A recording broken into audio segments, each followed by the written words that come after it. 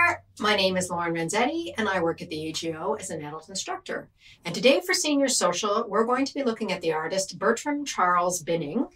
And he did several paintings that the gallery owns, one called White Ship, another called Ghost Ship, and Navigational Signals. And his work was very nautical and it was looking at lines. And so I've done some examples of a little bit of what his work was like, but then also what my own work is like. And the thing that I really liked about his work was it was very minimal. It had a lot of black and white and gray in it, and then just a little bit of color. So I've decided that I'm going to play around with this particular drawing I have. And so I've made a really wide piece of paper. And in terms of tools, you can use almost anything. I'm using black paper, but you could use white if you wanted to. And then I'm using things like Conte pencils. They're like a charcoal pencil, very, very chalky and dusty. I'm using a white gel pen, and I'm using a fine liner. In this case, it's a Studio fine liner that's black. So I'm going to put black on top of something that's already black.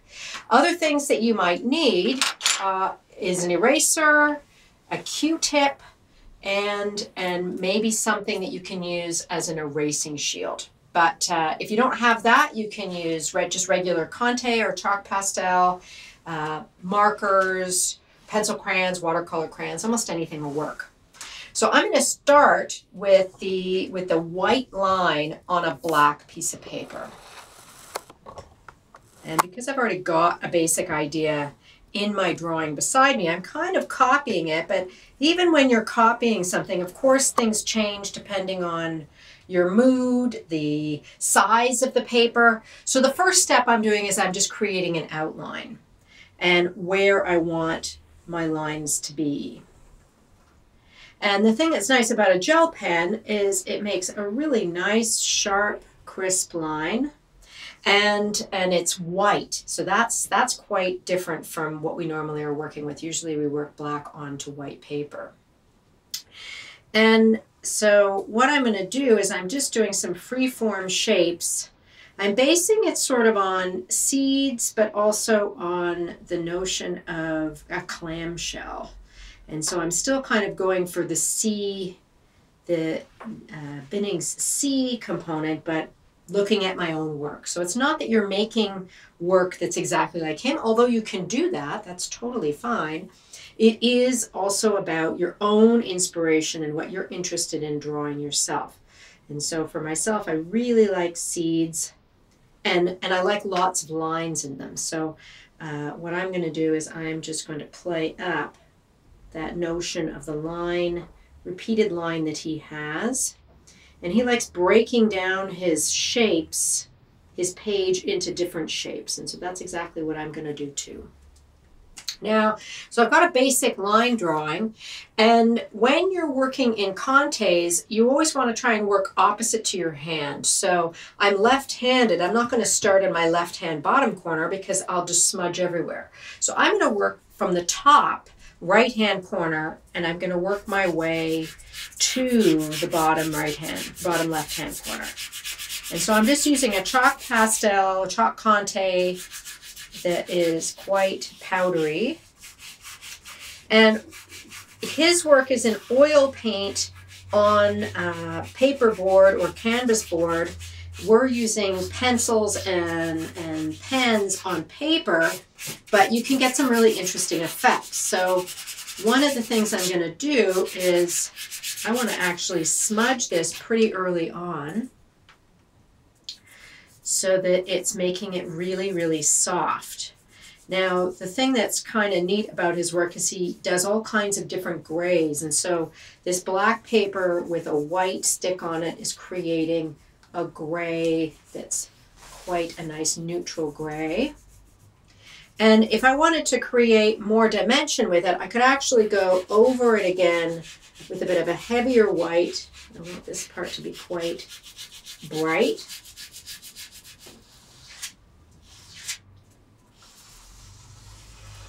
And so you can do more than one application of it. And then what I think I'm going to do is I'm going to go in to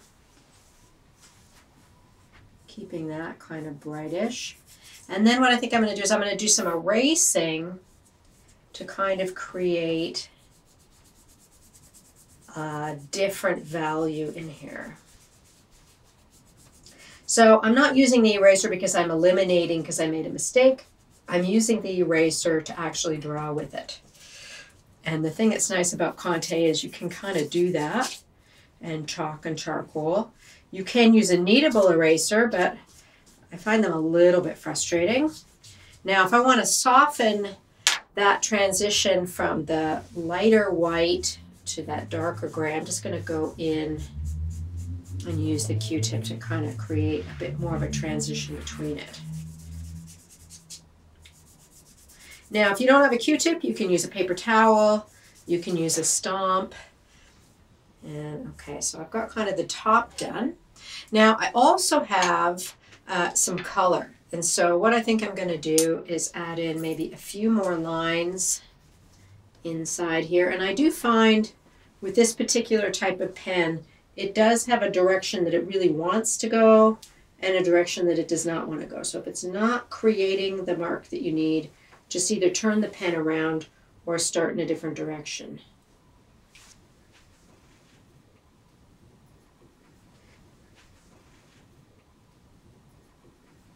Now I'm also going to be a little bit minimal. I'm not going to touch every single surface. I'm going to leave some of this black in there just to kind of have that nice darkness inside the picture.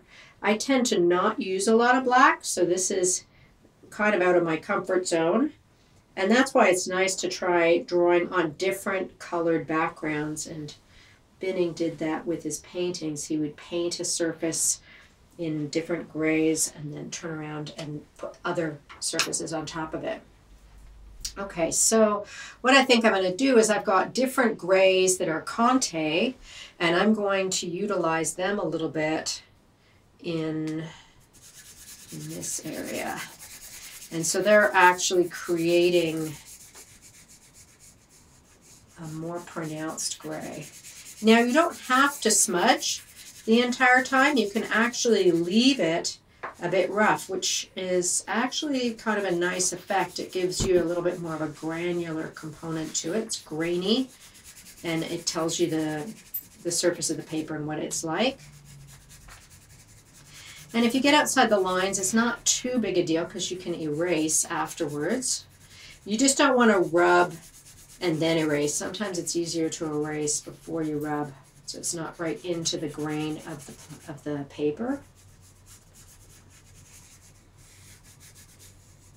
And because the paper is like a series of mountains, if you go in all directions when you're coloring in, it will do a better job filling that paper. But we don't want to, for me, I want to actually sort of show the grain a little bit. So I'm not going to go in every direction, and I'm not going to smudge it too much because I kind of like the personality of the roughness of it.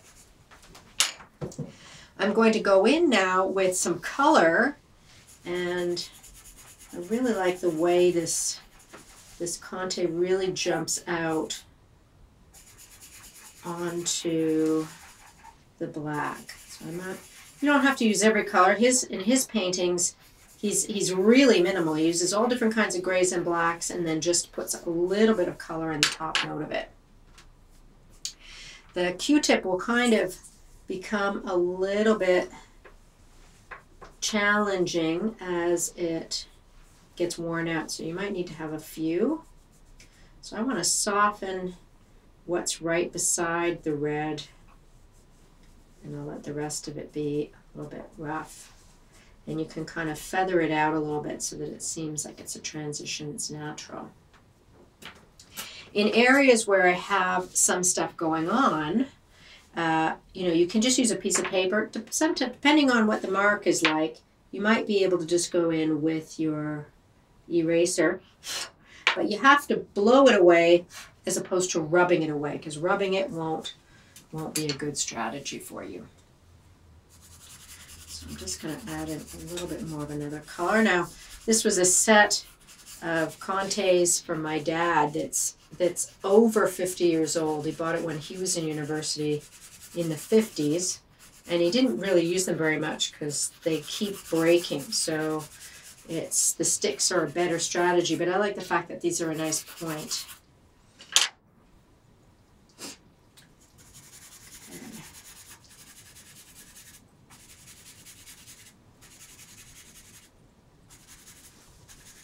Okay. All right. So I've got the bottom of this, and I think what I want to do is I want to actually make it really, really dark.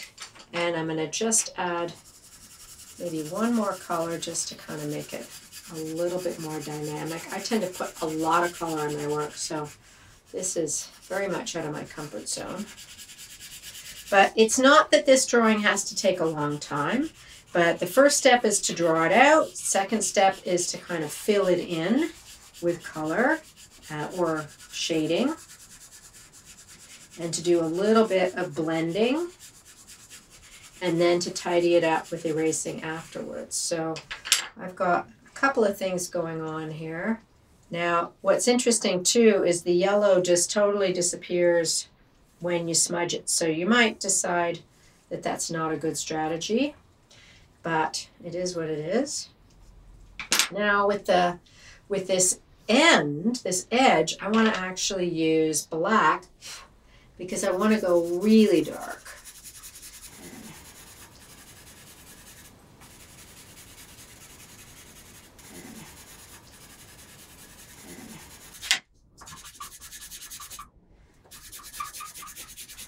And I'm not going to fill the whole thing in because I want to actually smudge it to the paper.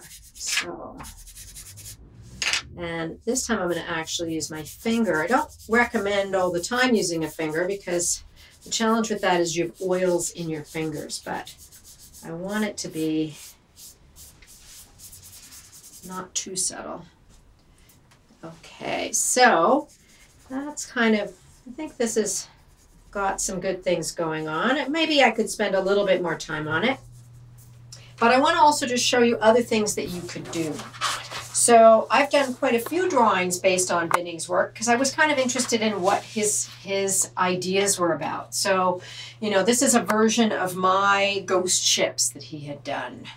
And then I decided to just play around with the notion of the sky and what would happen with the sky. And so I've got little tiny people in it. And this is a totally fictitious place, but just playing around again with that, with the white blended to the black paper. So I want you to try it yourself. All kinds of things with Binning's work is all about paper and mark making. And what you can do is after you've done your work of art, no matter what format it is, you can set it up and put it on Instagram with the hashtag AGOmakes and share it with everybody else. And I'd love to see what you've done. So thank you so much for joining me, and hopefully we'll see you again soon. Bye now.